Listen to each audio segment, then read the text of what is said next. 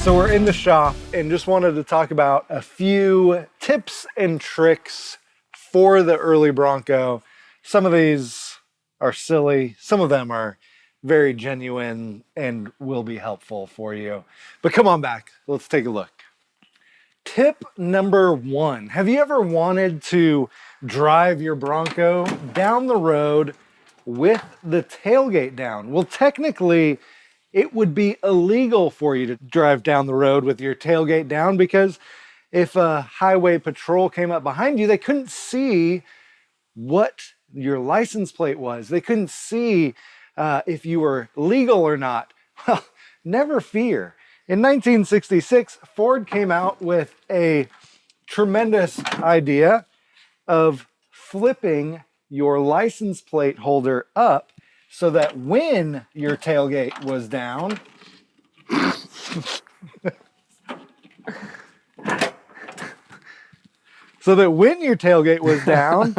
you could actually still see your license plate. Bet you never knew that. So my tip is how to get heat in your Bronco if you don't have heat. One of the things is there's a valve basically inline in the hoses that lets the hot coolant come into the truck, and then it exchanges the heat and blows it out the fan. But this pull temp button right here, you just pull open and close, it opens and closes a valve that allows the hot water to come into the dash to be transferred into heat. So this is the heat hose I was talking about that goes from the radiator into the firewall, and this valve opens and closes. It's not even connected right here to the lever. So this thing is probably frozen up and not working.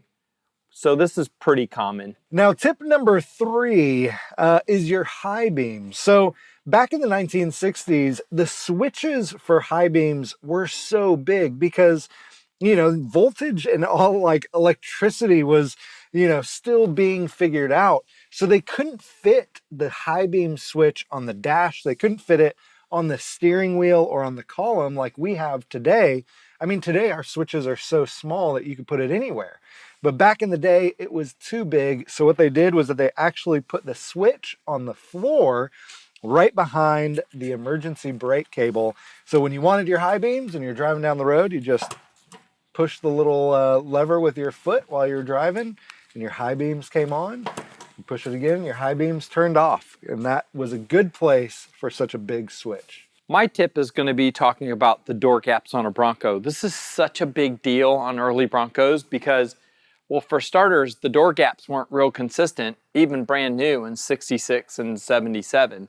So one way to solve the door gap problem or inconsistent gaps is to use these spacers. I get these by the pack from Jeff's Bronco Graveyard, and I use them, an example right here, to open this gap up so it's the same as the bottom. Now on this side, the bottom gap's too big, so I'll probably have to do some work on this pillar to close the gap. So back in 1960s, it was a different time. It was a different era.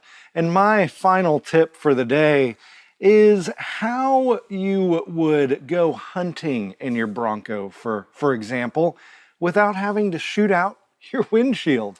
Well, the Ford marketers, surprisingly enough, that was one of the benefits to the Ford Bronco, was the fact that the windshield could actually fold down so that you were able to take your gun and, go hunting in your Bronco. Now, obviously, we know that the Bronco, when it came out, it was it was more of a military vehicle. It came after the Jeep, the GP.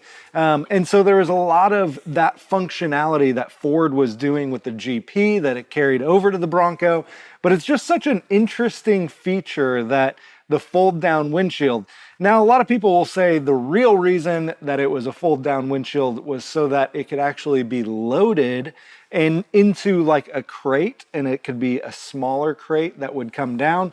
That is true as well, but it is one of those marketing things that Ford had, where it was like, hey, you could go hunting with your Bronco, and you see them actually fold down the windshield and shoot a gun out the front of their Bronco.